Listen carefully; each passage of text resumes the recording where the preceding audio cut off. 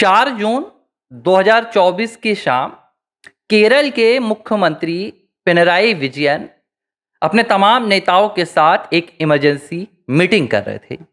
और ये मीटिंग तब हो रही थी जब कहा जा रहा था कि दक्षिण भारत में त्रिशूल लोकसभा सीट पर भारतीय जनता पार्टी ने जीत के साथ अपने लिए दरवाजे खोल दिए हैं, क्योंकि लोकसभा चुनाव के नतीजों में तब सुरेश गोपी की त्रिशूल सीट से जीत हो गई थी। करीब 76,000 वोटों से उन्होंने ये विजय हासिल की। और जैसे ही इस जीत की खबर पिनरई विजयन के पास पहुंची थी, तो सबसे पहले उन्होंने एक बैठक बुलाई और इस बैठक में उन्होंने साफ शब्दों में कहा कि अब वक्त आ गया है कि हम भारतीय जनता पार्टी, राष्ट्रीय स्वयंसेवक संघ और खास तौर पर अमित शाह को हल्के में नहीं ले सकते हैं। अब यह बात समझने वाली थी कि उन्होंने प्रधानमंत्री नरेंद्र मोदी का नाम नहीं लिया, उन्होंने गृह मंत्री अमित शाह का नाम लिया था, क्योंकि वो इस बात को जानते थे कि केरल में भारतीय जनता पार्टी के लिए ये दरवाजा खोलने का काम जो किया गया है, ये शाह के द्वारा किया गया है। अब 1 साल बाद सीएम केरला के जो हैं पिनरई विजयन, उन्होंने एक और बैठक की और इस बैठक में उन्होंने अपनी उसी बात को दोहराया और उन्होंने कहा कि अमित शाह वो आदमी है जो कुछ भी कर सकता है। अमित शाह अगर केरल में अपना पूरा सियासी कुनबा तैयार कर रहा है, अमित शाह अगर केरल की तरफ देख रहा है, तो हमें अब सतर्क हो जाने का वक्त है। और ये पूरे सीपीएम लीडर्स की मीटिंग थी, इसमें सीपीआई के लीडर्स थे, तमाम वामपंथी यहां पर कुनबा बैठा हुआ था। और तब यहां पर विजयन ने वो बातें की जिन बातों के जरिए अमित शाह को रोकना है। उन्होंने वो फॉर्मूलास यहां पर बताए जिसके जरिए भारतीय जनता पार्टी और आरएसएस को केरल की सत्ता तक पहुंचने से दूर करना है। एक बात तो तय हो गई, मैं इस पर भी बात करूंगा कि उन्होंने फॉर्मूले क्या बताए और किस तरह इन फॉर्मूले के जरिए उन्होंने केरल को बांटने का काम किया। लेकिन एक बात तय हो गई है कि अब केरल की जो सरकार है, विजयन सरकार, अपने हाथ पांव ठंडे कर चुकी है। उन्हें इस बात का डर सताने लगा है कि उनकी 10 साल की ये जो सत्ता है विजयन की, अब इस सत्ता को चरमराने का वक्त करीब आ गया है और ये ताकत भारतीय जनता पार्टी की है। सबसे पहले मैं आपको एक बात बता देता हूं, जो 2019 पे भारतीय जनता पार्टी का केरल में वोट बैंक था, वो करीब 13% था और 2019 से 25 में यही vote bank Bharatiya Janata party का 13 से 16 पर पहुंच गया। इसके अलावा अगर एनडीए की वोट बैंक की बात करूं तो वो 16 से 19 पे पहुंच गया। अब जब ये आंकड़े वामपंथियों के पास पहुंचे तो उन्हें अपनी आंखों पर यकीन नहीं हुआ। और देखिए, ये कांग्रेस वाले लोग नहीं हैं कि किसी भी चीज को इंकार करते जाएं। राहुल गांधी वाले लोग नहीं है कि यहां पर 3 बार नरेंद्र मोदी की सरकार बन गई और आज भी राहुल गांधी कह रहे हैं कि भाई नहीं, कांग्रेस मजबूत है, कांग्रेस मजबूत है, कांग्रेस देश की सबसे मजबूत पार्टी है।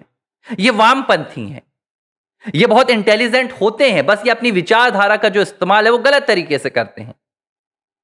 विजयन इस बात को समझ गए हैं कि अब उनकी जो सत्ता है वो डोलने लगी है।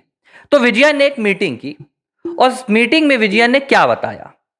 विजयन ने 2 तरीकों से इस पूरी बैठक के अंदर राष्ट्रीय स्वयंसेवक संघ को और भारतीय जनता पार्टी को रोकने के उपाय बताए। एक, उन्होंने जो उपाय बताया ये तुष्टीकरण का उपाय था और दूसरा, केरल की संस्कृति को अब इन्होंने हिस्सा बनाया। अब समझने वाली बात यह है कि जब पूरा देश विकास के नाम पर राजनीति करता है, यानी कि अगर वो वोट भी मांगता है तो वो बताता है कि देखिए भैया, हमने इतना काम किया, हमने ये किया, हमने ये किया, इसलिए हमें जिताइए। लेकिन बड़े दुख की बात है कि विजयन के पास आज अपना एक काम नहीं है जो वो गिना सके। और वो किस एवज पर भारतीय जनता पार्टी को रोक रहे हैं? उन्होंने 2 फॉर्मूले दिए। एक फॉर्मूला उन्होंने केरल की संस्कृति का दिया और उन्होंने कहा कि अगर भारतीय जनता पार्टी और राष्ट्रीय स्वयंसेवक संघ केरल में पहुंच जाता है, केरल की सत्ता में, तो जो खत्म होगा वो केरल की संस्कृति को खत्म किया जाएगा, क्योंकि ये आपके रसोई तक पहुंच जाएंगे।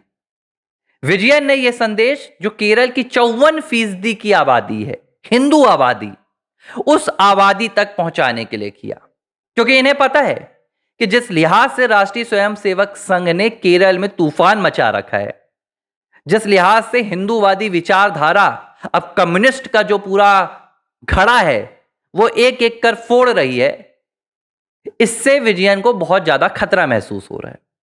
और वो चाहते हैं कि अब जो ये 54% हिंदू आबादी है, इसके मन में केरल की संस्कृति, वो कम्युनिस्ट विचारधारा को घोला जाए।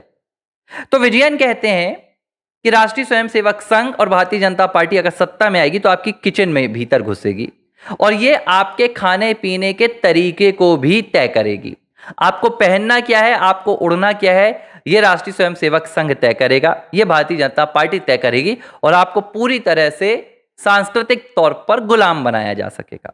हालांकि ये सिर्फ केरल की बात नहीं है, दक्षिण भारत में यही एकमात्र फॉर्मूला है जिनके बलबूते ये तमाम सरकारें अपनी सत्ता को बचा कर रखी हुई हैं, जिसमें ये वहां की जनता को बताती हैं कि भाई ये जो भाजपा है ये केरल की नहीं है, इसकी संस्कृति केरल की नहीं है, ये उत्तर की है। बांटने का जो सबसे बड़ा हथियार अंग्रेजों ने भारत में इस्तेमाल किया था, आज ये वामपंथी उसी हथियार के सहारे अपनी सत्ता पर टिके हुए हैं। ये कहते हैं कि केरल जो बीजेपी है वो उत्तर भारत की है, हम दक्षिण भारत के हैं, हम दोनों एक नहीं है, हम अलग हैं। और जब उत्तर भारत की संस्कृति आपके दक्षिण भारत में आएगी तो आपकी संस्कृति पर प्रहार होगा, या आपकी संस्कृति को खत्म कर देंगे। इस तरह विजयन अब केरल की जनता के मन में जहर घोल रहे हैं और वो ये बताने की कोशिश कर रहे हैं कि बीजेपी आपकी संस्कृति को खत्म कर देगी, इसीलिए हमें बीजेपी को सत्ता में नहीं आना देना। दिलचस्प बात मैं आपको एक और बताऊंगा, लेकिन दूसरा फॉर्मूला बताता हूं। अब आती है बारी 26% वोट बैंक की, यानी कि मुस्लिम वोट बैंक केरल का, जिसके भरोसे, जिसकी ताकत पर विजयन की सत्ता चल रही है। सबरीमाला भगवान अयप्पा का पवित्र स्थल है और विजयन भारतीय जनता पार्टी को केरल में रोकने के लिए सबरीमाला के मंदिर का इस्तेमाल कर रहे हैं। कैसे कर रहे हैं इस बात को मैं समझाता हूं। इसी बैठक में विजयन कहते हैं कि सबरीमाला मंदिर में जो वावर हैं, जिन्हें भगवान अयप्पा का मित्र कहा जाता है, राष्ट्रीय स्वयंसेवक संघ वावर को अहमियत नहीं देती है और वावर की भूमिका को राष्ट्रीय स्वयंसेवक संघ इंकार करता है। अब उन्होंने कहा कि अगर राष्ट्रीय स्वयंसेवक संघ भारतीय जनता पार्टी आएगा तो सबरीमाला के जरिए हमारी आस्था पर प्रहार किया जाएगा। वो वावर को क्यों इंकार करते हैं? क्योंकि वावर के पीछे एक मुस्लिम कहानी जुड़ी हुई है। अब इस वोट बैंक के जरिए वो ये संदेश देना चाहते हैं कि भाई ना सिर्फ भारतीय जनता पार्टी हिंदुओं के लिए वहां पर खतरा है, यानी कि जो सबरीमाला पूरे केरल की आस्था का, दक्षिण भारत की आस्था, या तक कि दुनिया की आस्था का एक बहुत बड़ा केंद्र है, वहां पर राष्ट्रीय स्वयंसेवक संघ इस तरह का काम कर रही है। सवाल ये उठता है कि इस हथियार के जरिए विजयन दो निशाने लगा रहे हैं एक तीर से। एक निशाना वो केरल के जो हिंदूवादी लोग हैं उनके ऊपर लगा रहे हैं कि देखिए सबरीमाला के साथ छेड़छाड़ की जा रही है, और दूसरा वो निशाना लगा रहे हैं वहां के 26% वोट बैंक यानी कि मुस्लिम वोट बैंक पर कि आपके वावर के साथ छेड़छाड़ की जा रही है। सवाल ये उठता है कि ये वावर की कहानी क्या है। तो मैं आपको बता दूं कि जो सबरीमाला मंदिर है उसमें भगवान अयप्पा की पूजा होती है। भगवान अयप्पा जो हैं वो भगवान विष्णु और भगवान शिव के पुत्र माने जाते हैं। ऐसी मान्यता है कि जो भगवान विष्णु का मोहिनी अवतार था और जो भगवान शिव थे, उन दोनों का जब मिलन हुआ तो जो पुत्र वहां पर देवताओं ने मांगा वो भगवान अयप्पा के रूप में आए और उन्होंने ही महिषासुर की जो बहन थी राक्षसी महिषी, उसका वध किया था।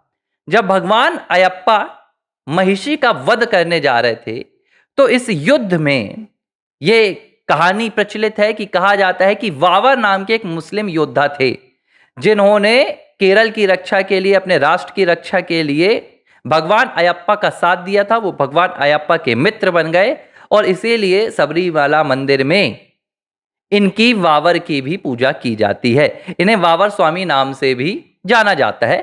जब आप सबरीमाला जाते हैं तो सबरीमाला जाने से पहले नीचे आपको एक वावर मस्जिद मिलती है।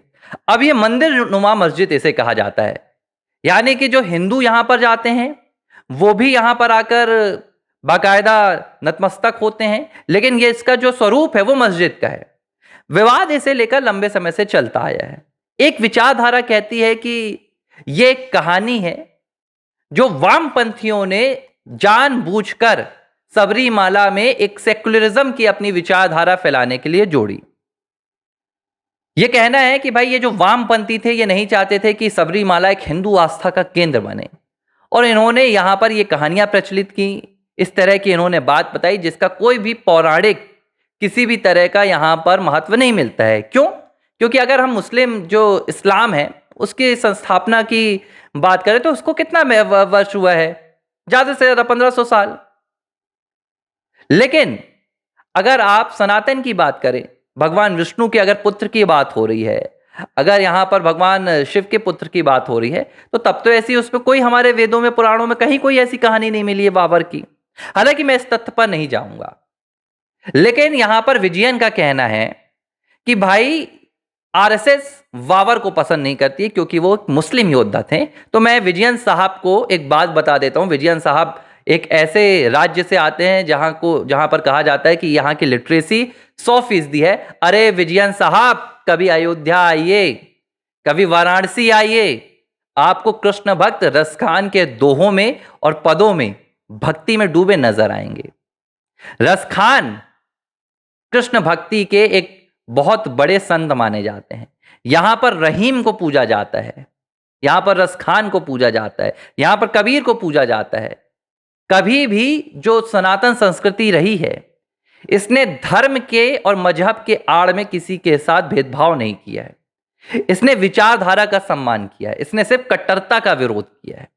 अगर हम रसखान को पूज सकते हैं, हम रहीम को पूज सकते हैं, हम कृष्ण भक्ति के लिए रसखान के दोहों का स्मरण करते हैं, उनका गान करते हैं, तो अगर बाबर की कहानी है तो हमें पूजने में कोई तकलीफ नहीं है, लेकिन वो तथ्यपरक होनी चाहिए।